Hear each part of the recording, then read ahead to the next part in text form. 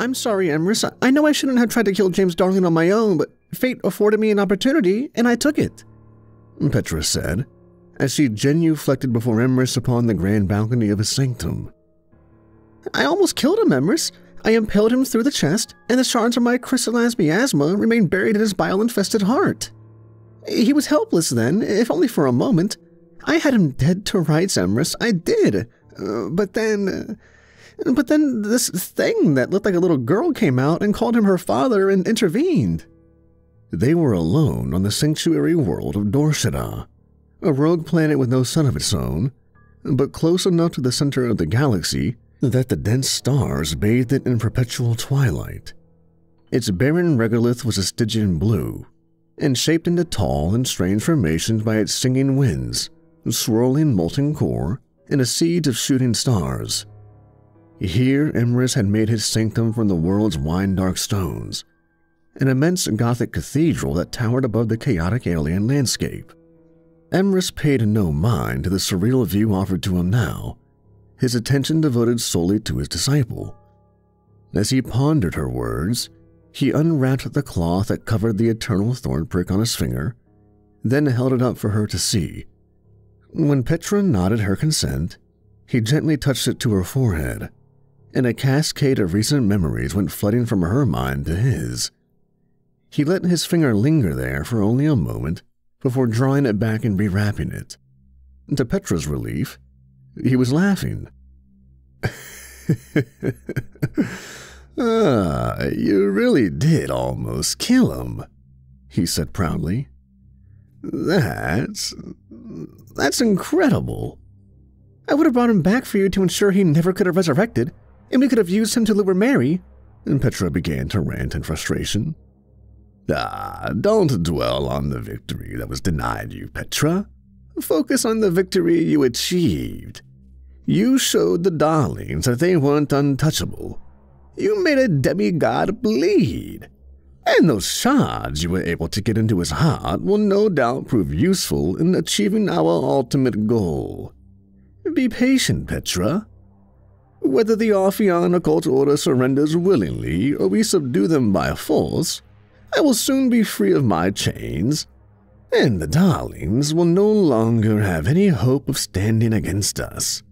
You used your power, stealth, and cunning to great effect in your ambush of James, but this incident serves as a lesson to how decisive variables outside of your knowledge and control can be.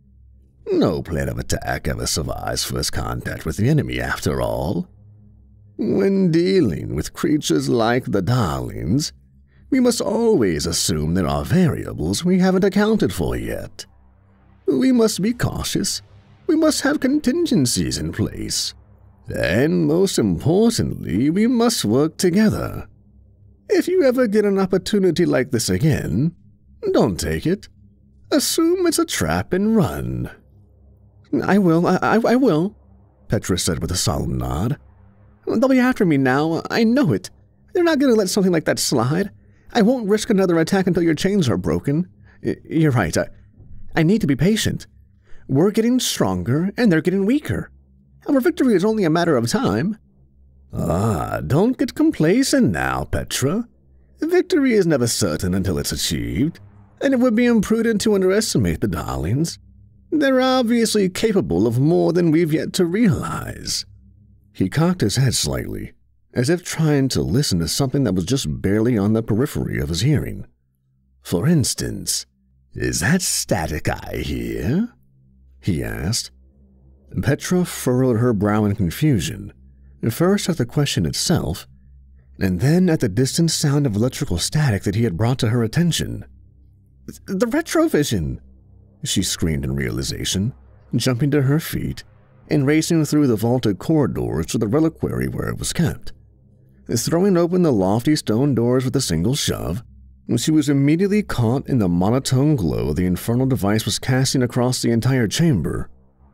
It was a loving recreation of a classic 1950s box set television, made of dark and polished wood panels, with a pair of shiny chrome knobs beneath the flickering convex screen. The screen sat atop its speaker almost as if it was on a pedestal, ensuring that it could be seen from anywhere in the room. and, in turn, see anything in the room as well. The screen showed nothing but snow, a mosaic of pixels switching from black to white and back again with no real pattern. But the human mind nonetheless insisted that there was some meaning to the madness. Petra jolted forward to turn it off, but Emrys seized her by the arms and held her back. "Don't, it's a trap," he shouted. "They can use that screen as a portal to their playroom. If you get too close, they'll grab you and pull you in." Petra was about to suggest destroying it remotely, but before she could utter a sound, a butcher's knife came flying through the screen, aimed directly at her heart. Emrys pulled her out of its path and behind a bookshelf for cover. "Bitch!" Mary Darling's strained voice screeched from the retrovision speaker, the electrical static replaced by a Big Brother-esque close-up of her face. She wore an odd expression, as if in addition to both being very drunk and high on amphetamines, she was enraged and grief-stricken to the point of a psychotic breakdown over the attempt on her brother's life. "You filthy, rotting, necrotic little bitch! How dare you? How dare you try to take my brother away from me? I'm going to flay you alive, dunk you in our fermenting cesspit, hog-tie you with rusted barbed wire, and watch my pigs have their way with you until your pelvis is gelatin." Several more knives came flying through the retrovision, each striking the bookshelf with so much force they sent several tomes tumbling down to the floor. Petra flinched in horror at the sound of her knives penetrating into the wood, the traumatic memory of how Mary had once killed her with a barrage of knives threatening to overtake her resolve.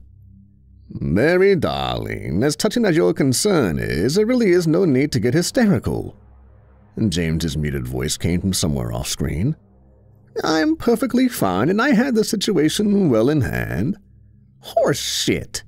Petra screamed. James's blithe dismissal of his near-death experience snapping her back to the present moment. "If that inbred hellspawn of yours hadn't shown up 3 seconds later, you'd be in 2 separate pieces right now." "Don't talk that way about our precious little girl," Mary screamed. She took several deep breaths before taking a swig of whiskey, followed by a sob that morphed into a deranged laugh.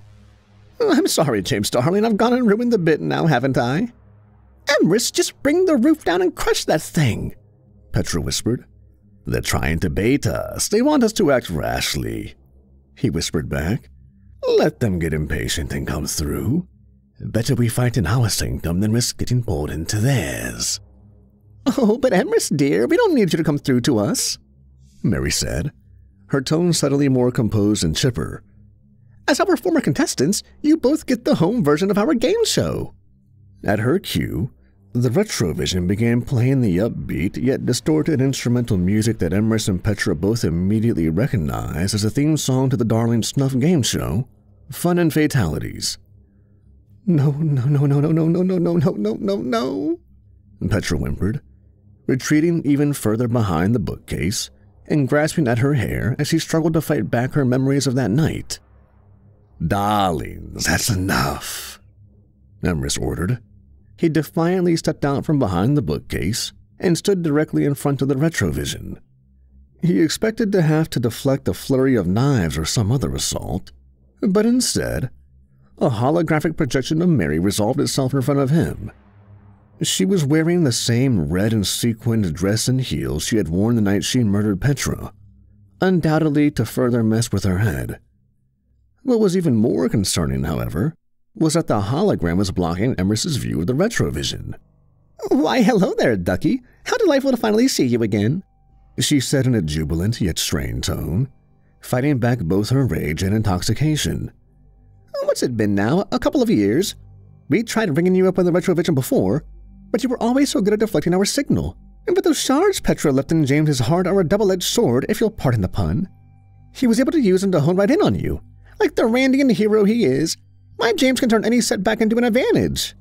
And, of course, it's hilariously typical for a pathetic little untermensch like Petra to try her hardest and succeed at only furthering the cause of her betters. My miasma lodged inside one of your hearts seems like it serves my cause more than yours, darlings," he said smugly. "What do you two possibly hope to accomplish with this little stunt? I've beaten you twice before, once in your own playroom, and now I'm even more powerful and have my dedicated disciple by my side." "You mean the girl cowering behind the bookshelf because she's scared of what's on the TV?" Mary asked mockingly. "Petra, Ducky, I'm sorry for what I said earlier. I'm not going to do any of those horrible things to you, because I'm going to eat you, and I don't think you'd be very palatable if I threw you into my cesspit. You've been marinating in Emrys' miasma for 2 years, and it would be a shame to spoil such an exotic flavor." "Step through that retrovision and say that if you're so confident," Emrys dared her. "Believe me, I'd love to, but James Darling does need to take it easy at home for a bit while he recuperates, and my place is by his side. But not to worry. With the new home edition of Fun and Fatalities, it'll be like we're right there with you." With the assistance of some dramatic reveal music from the retrovision, Mary stepped aside and revealed a circular game board sitting on the floor. The light from the television screen honed in on it like a spotlight. There was a glowing, mist-filled hemisphere in the center of the board, randomly alternating between multiple colors. There was a small yet ornate brass pointer arrow orbiting around it at a constant speed of 1 RPM, passing over numbered black and bronze segments. "Each player picks their color by touching the glass when it comes up," Mary explained. "You have to tap the glass every time you see your color, and when someone misses, the arrow stops and you have to do whatever challenge it lands on. Jane's made it for Sarah, and she absolutely adores it. Of course, she never loses. I imagine her playmates don't love it as much as she does." "You expect us to play this?" Emrys asked incredulously. "Oh, right, silly me. I forgot to mention the game is also on a timer," Mary replied with a sinister smirk. "If there's not a winner by the time the clock runs out, then everyone loses." With an irritated groan, Emrys finally took a moment to inspect the device that the Darlings had intruded into his sanctum.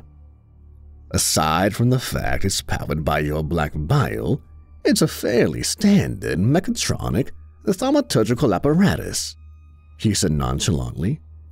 "You don't scare me, darlings. Let the clock run out. I don't care. We're not going to play your demented little game." "It's not standard, Ducky. My brother made this. He's a genius with this sort of thing."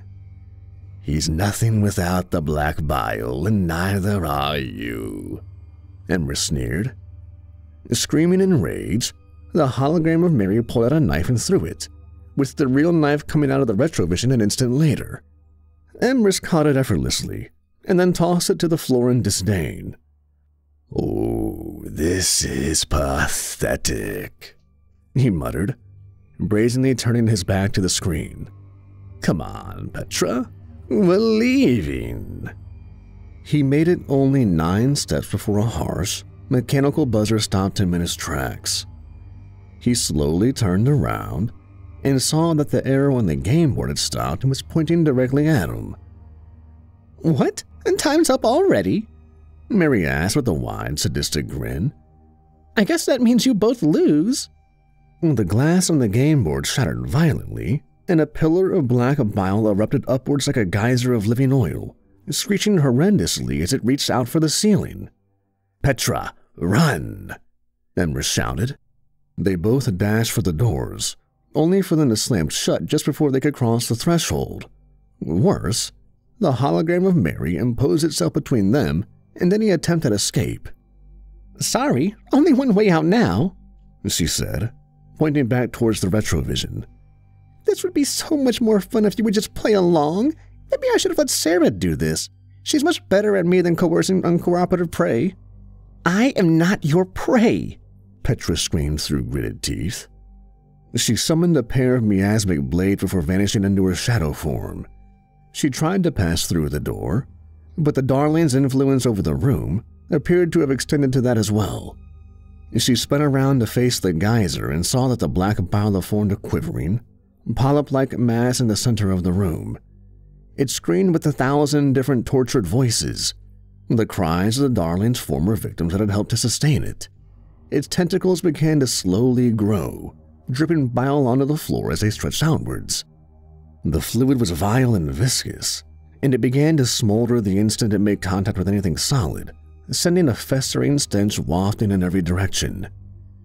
Petra sent her blade spinning through the air with the intent of hacking the polyp to pieces, only for them to evaporate on contact while barely causing any damage themselves. She then attempted to use her power over alchemical humors to bend the black bile to her will, but it was far too strong and strange for that. After only a few seconds of effort, she was the first to relent and fall backwards from the exertion. And consider this payback for eating our beloved pet Vagathos, Emrys, Mary said coldly, as she glared down at Petra in contempt. Is that your plan? By your own admission, your brother is still recuperating from a few slivers of my miasma, and you think the scion of Moros can eat me whole? Not you, Ducky, but it should be able to handle Petra with only a slight bit of indigestion. Mary grinned, never having taken her eyes off the weakened and petrified Petra. One pet for another. Emrys froze, his bravado now gone as he fully comprehended what it was the darlings meant to do. He stretched out his hand, and through the retrovision, he tugged at the miasmic shards in James's heart. They heard him scream, and the hologram of Mary vanished as she raced to his side, giving them a moment of privacy to discuss their next move. She's only keeping the doors shut. I could break them down if I really wanted, he said softly as he knelt down beside her. We can just walk away. And leave the sanctum and everything in it to them? Petra asked. You know what they'll do with that kind of power. We can't surrender this place. Let it eat me. Absolutely not, Emrys objected, raising to his full height so that he could knock down the door. This is my fault. I'm the reason they were able to track us here. I'm the one who took the damn retrovision in the first place, Emrys countered. I'm not helping. I'm only making things worse. You can't lose this place just to save me. I'm not worth it. I can break my chains without the resources I've stockpiled here. I can't break them without you, Emrys said somberly. He anxiously glanced backwards at the ever-growing polyp of bile that was still inching its way towards them. But you're right. We can't leave it to the darlings either. I'm going to bring the whole sanctum down on itself. It will crush the scion, the retrovision, and everything else. Emrys, Petra pleaded softly. Petra, it's fine. The instant there's a crack in the wall, we turn into our shadow forms and get as far away from here as quickly as we can. Do you understand? He asked. With a reluctant and guilt-laden nod, Petra agreed. I'm back, Petra shouted, her face once again appearing on the retrovision screen. That dastardly little maneuver just cost you your one way out. If you had just come through the screen, maybe you could have had a shot at beating us. The adrenaline and Adderall are helping me hold myself together more than usual, but trust me, I really am drunk right now. But now the portal's closed, it was just you and the scion. As much as I wanted to eat you myself, Petra, and the bile is so much of what I am, that I think letting the scion have you instead will be almost as satisfying. The thought of watching it is the only thing keeping me from passing out. And next time, keep your pets on the leash if you don't want them put down, Emrys. Oh, she's no more my pet than she is your prey, darlings, Emrys replied, as he positioned himself between her and the scion. The bile recoiled slightly at his encroachment, but pressed onwards regardless. Oh, are you going to fight it now? Excellent, Mary declared, as she applauded gleefully. You'll humiliate yourself and get to watch Petra be eaten alive. With a hateful glare towards the retrovision, Emrys began waving his hands over one another as he wove his miasma into a three-dimensional spell circle, chanting deep incantations as he did so. Charging up a big Kamehameha attack, are we? Mary taunted. It's not going to be big enough, you know. The scion will still be standing, and you'll be too weak to do anything else. Emrys ignored her and continued weaving his spell sphere. Interlocking rings of braided miasma spun at varying speeds and angles around a single, concentric point as the scion continued to grow upwards and outwards. It towered over them now, and Emrys's little ball of black mist didn't look like it could pose any more of a mild irritation to the eldritch beast, but that, of course, depended on where he aimed it. The tentacles were dangling over them now, eager to get at Petra, but still not quite emboldened enough to provoke Emrys. Better to let him waste his one shot, and then not have to worry about him at all. Come on, Emrys. Blow your load, and then collapse into the pathetic heap of bones you are. Mary egged him on. Is it enough, Emrys? Petra whispered, staring up in terror at the slithering branches of oozing fetid bile. It'll have to be. We are out of time, he answered. Without any fanfare, he fired the spell sphere down at a sharp angle, sending it effortlessly pummeling down into the lower levels. Oh my God, you missed! All that build-up and you actually missed? Mary cackled. She laughed so hard, she didn't immediately hear the growing rumbling coming from below. The whole sanctum began to shake as if from a great earthquake, wave after wave cascading through the walls, each stronger than the last, until finally a support column gave way and crashed down upon the scion. Great hunks of the wine-dark stone fell upon it from above, and as soon as the front wall began to crumble, Emrys and Petra shifted into their shadow forms and left it to their fate. Their shadows flickered erratically as the shaking walls caved in around them. Though they moved with superhuman speed, it still felt like they were just barely keeping inches ahead of the destruction. Leaping over rubble and slipping through crevices, they didn't stop when they broke free from the outer walls. They kept running as far and as fast as they could as the sanctum collapsed into thunderous explosion, throwing up a vast mushroom cloud of dust and debris in its death throes. They made for higher ground in their bid to escape the cloud, and as the dust began to settle, they saw a great crater where the sanctum had once been.